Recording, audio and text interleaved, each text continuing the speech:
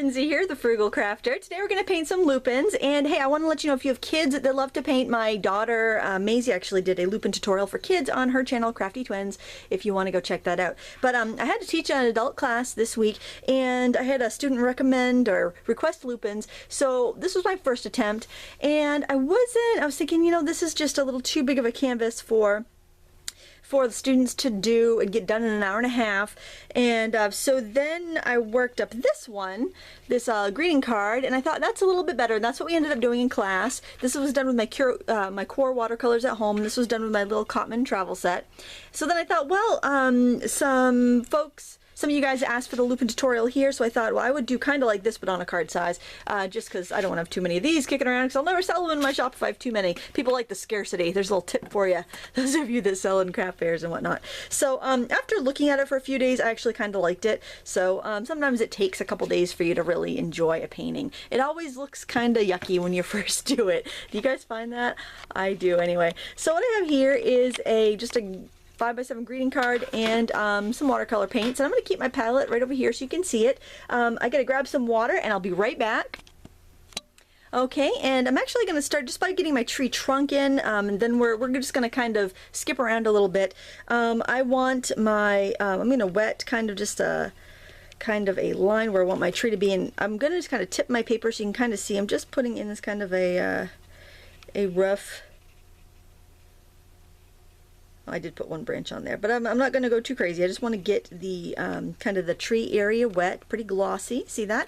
And now I'm just mixing a little bit of burnt sienna and ultramarine blue in my mixing area here. I always have a lot of that going on because I like that gray mix. I tend to mix it up in my largest area. This tin that I'm using is actually, when you buy the introductory sets of the core, it's core, but it's spelled QOR, watercolors by Golden. They come in these tins and they're just fantastic little palettes, and I ended up getting the 3 introductory sets of 6. I bought the high chroma set, and then I just fell in love and I got the other 2 sets of 6. There's a set of 12, but it has some colors from each of the regular sets, I think. So it's up to you. If you don't want to get all 3 of the 6 sets, you don't need, I mean, try them out, you don't need them all. Then you might want the set of 12, and maybe a little bit cheaper. To do that, I'm not 100% sure. Pretty much all the big stores have them, but I noticed Mary Artist, which is a little independent store, had the best price. MaryArtist.com. I'm not affiliated, but they do have a good price. And I'm just kind of dragging it down just to let it fade off. Now I'm going to use my cut up piece of credit card, my very fancy tool, and just kind of scraping in some lines on the tree, because this is a birch tree. It's got those kind of papery lines. I'll bring it up closer so you can see. You know, the water kind of sinks in there and then it really shows up. And we can adjust that a little bit more later. And you can even pick up some of the paint. Now this isn't very precise. You can pick some up and it'll puddle and pool and give you some cool, interesting effects. And then sometimes I'll go in with a round brush because it's not going to hold as much water, this little round. It's like a number 4 or 5. Mix up a little bit more color, and then use that a little bit stronger just to add some little darker areas, little knots or places that the bark has been torn. Make it look really random and natural. Alright. Now we do need to dry this before we do our background. Now you could have done your background first and lifted off the tree. That's actually what I had my students do, but I think this way might be a little bit quicker if, you know, since we're just working at our own pace here in a video. So I'm going to dry this with a heat gun. Actually, let me just show you how long it takes to do this together. It only takes like a couple seconds. A hair dryer works just as well, so don't feel like you have to go buy this. This is great if you're a stamper. If you're not a stamper, you really don't need it. Okay, guys? It's actually good for shrink film too, if you like to do like the shrinky dinks. There we go. I like to, after the paper cools, just kind of feel it with the back of my hand, and if it's room temperature, then it's dry. If it's cool to the touch, then it's not. So what I'm going to do is wet my background. You could tape your paper down on all 4 sides and have a nice little border when you're done. I'll tell you though, I often forget what side of my card opens when I do that, and then I'll have like cards open the wrong way. So I just clip it, plus it's easier and it saves tape. You can go through a lot of tape as a watercolorist. I'm just wetting my paper about 3/4 of the way. Not going over my tree, just kind of going up next to it. because the paint's only going to go where the paper's wet. Now I'm going to take some of that same blue.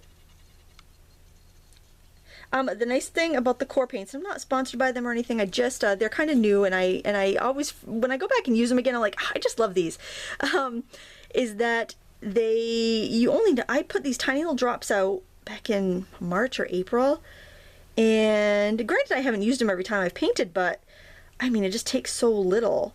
The binder is not gum arabic, which made me concerned at first. It's a binder called Aquazol. But it's been used in conservation for a year, so I'm not worried about using it. I haven't noticed any of my paintings fading. Not that, you know, I've had these that long, obviously. But I'm enjoying them, of course, you know. Use whatever kind you have. If you want some clouds, you can lift out if you want to. I kind of just like that patchy sky. I'm just going to tap it to help my paint just kind of blend. I just want it a little bit darker at the top than the bottom. Oh, the kitty cat's meowing at me. Oh my gosh, my kitty cats are mad because I'm keeping them in because I heard the cat meow this morning and I opened up the back door and there was a little tiny bird just sitting there exhausted on the patio. So I picked it up and I could see it was not injured, it was just exhausted, and I held it in my hand for like 15 or 20 minutes. I got a picture. I put it on Instagram, at thefrugalcrafter is my Instagram handle if you want to check it out. I put it on Instagram. Oh my gosh, this bird was so sweet, and I held it and I just waited for it to just kind of regain its strength, and then it flew off and it went up and landed in a tree because I was like, where am I going to put this? My cats are going to go after it. So I've kept the cats in because I just wanted to make sure that bird had a fighting chance. Now I'm going to take some alizarin crimson and a little bit of that same blue I was using. Going to make kind of like a purpley color. I'm going to add a little bit of that gray that we made just to tone it down a little bit. Make sure it's a little heavier on the blue than on the red so it, you know, fades back. And I'm going to put in a distant mountain, and my paper's still damp, not puddly, but just damp. Semi-gloss, not super shiny, that's why I did a little blot with that sponge. I want it fuzzy. Okay, then what I'm going to do here, okay, I've rinsed my brush. I'm going to pinch it to take out extra water, but I still want it damp. And I'm just going to brush along the edge to soften it because I want it to kind of fade away. Now I got a question the other day about what do you do when you get brushes, how do you avoid getting brush hairs? Sometimes the first time you use a brush you'll get some hairs. I find usually if I wash my brushes before I use them, then that any loose ones just come out at that point. Some really cheap ones are going to keep losing hairs, and if they keep losing hairs then just toss them. Sorry to say, I mean I hate to say it, but usually if you get a decent brush that doesn't happen. Like I know like the Royal Langnickel brushes are pretty good and they're not very expensive and they rarely lose hair, so that's what I'd recommend for a budget brush that's actually decent. I use them myself. Like this is an Aqualon right here, I love them. This is this is like $3. This is the soft grip. All their soft grip brushes are like $2 or $3, or maybe $2 to $4 depending on how big they are, and they're definitely solid citizens in the brush department. All right, so I want to put some kind of foliage and flowers far away. I'm going to start with some of the blue because lupines can be blue. I'm just going to tap some of them right over that mountain. The paper's damp. The paper is doing the work, guys. We're not. We're having a cup of tea. We're having a glass of wine. We're doing whatever. We're just talking. Having a chat. Alright, I'm going to put in some purple. I'll mix it myself, you know. That is how Linny do. We mix our own purple because we'll use it. I think I don't know if I dipped into that magenta. I want to keep using the same colors. I'm going to use the crimson and the blue. Put in some little purples. Ooh, that was a little wet. If you just touch your brush off onto like a sponge or paper towel, if you think that you're getting, that you know the paint is running too much, you just need to kind of let a little bit of that water come out. You know, this is going to fuzz away, and that's fine. You don't want it like really crisp at this point. These are in the distance. I'll take a little bit of this green, which I think it might be called green gold. It's very similar to a sap, but I'm not going to call it sap. I'm not sure if that's what it is in the core line, but you go ahead and use sap green. I'm mixing a little bit of ultramarine because it feels a little too light, a little too yellow. And I'm going to blot my brush off there because I had a little too much. I'm going to actually use a corner of my brush for these because I just want a little bit of foliage in there. Okay, so nothing so far on our paper is really dark, so we can go ahead and let it dry, and we'll be able to paint over any lupins that we come across. So I'm going to pause it, dry it, and we're going to continue on. Okay, your lupins can be any color. I'm going to put a couple distinct ones in the front, and then I'm just going to kind of fill in. Now, I didn't do this on the adult class, but I did it. I'm going to show you here the difference. You really can't see the tops of the lupins in this picture. You can a little bit more in this one. So you kind of have the yellowy green buds at the top. So I'm going to put a couple just up close. I'm going to start by tapping in with a little round brush. A little more yellow ochre. A little yellow ochre. Actually, this might actually be a Naples, but it looks very much like a yellow ochre. I'm just going to put a few of these just in the foreground. And then pick up a little bit of sap green, or that mix that I made that was pretty close to sap green.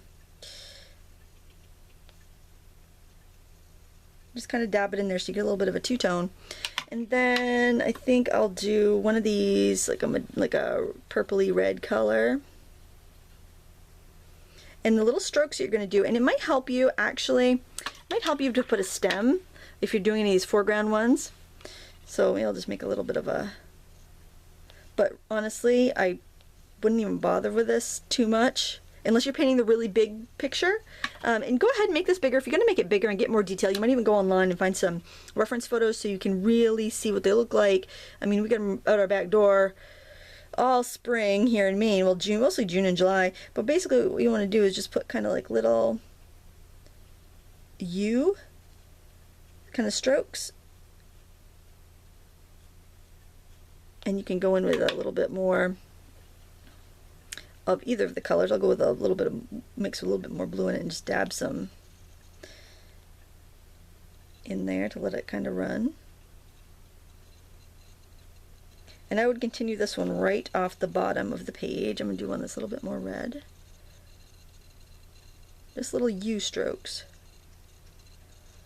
And it gets wider as it goes down. Let them overlap.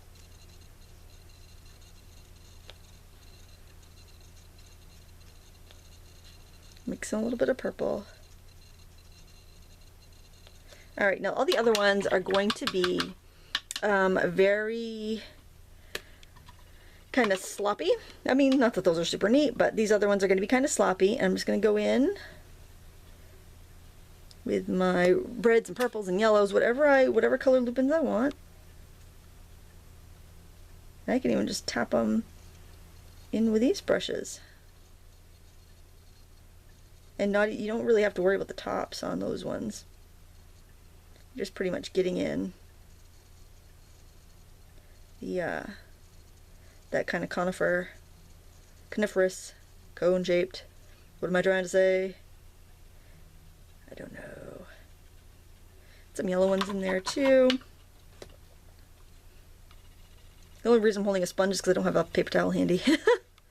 Yeah, I want more yellowy yellow.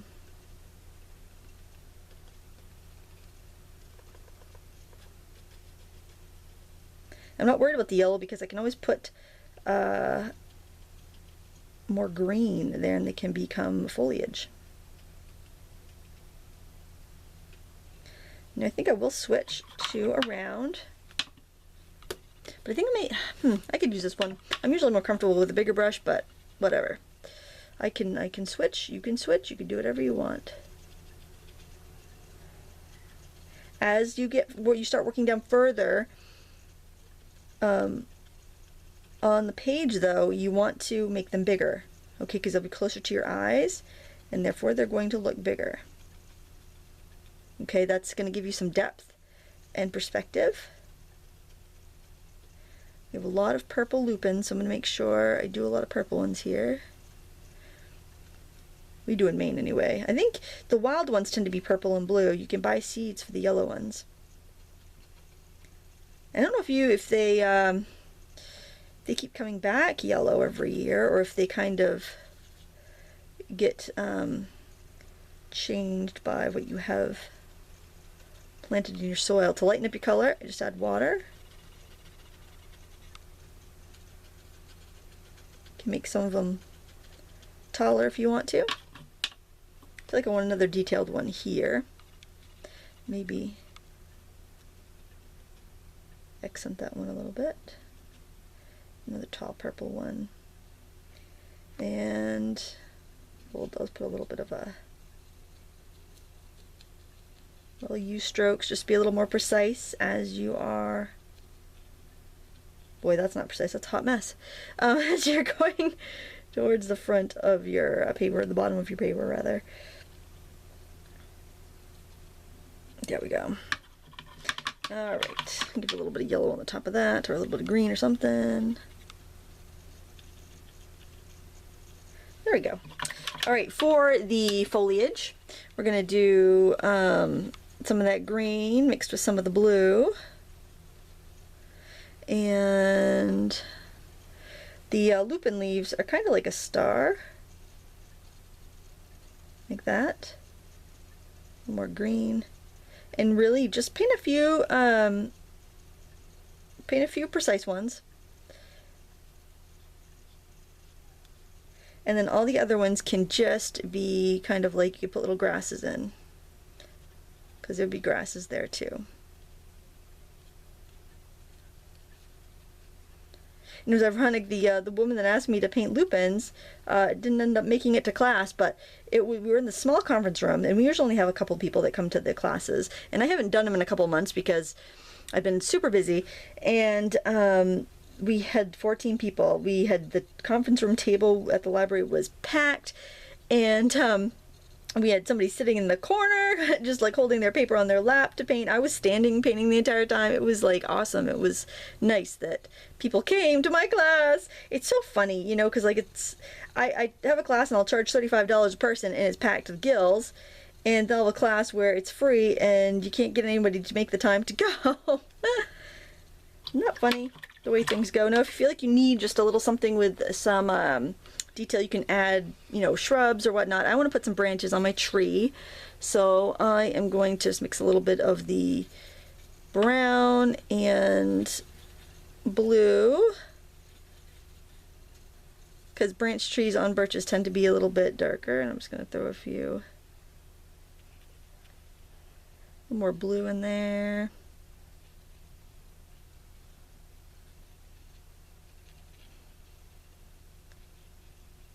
Whatever you want. I'm also going to put in a little bit of some splops of color, help define the tree a little bit. And then I'm going to dab on some green leaves. Birches have green leaves.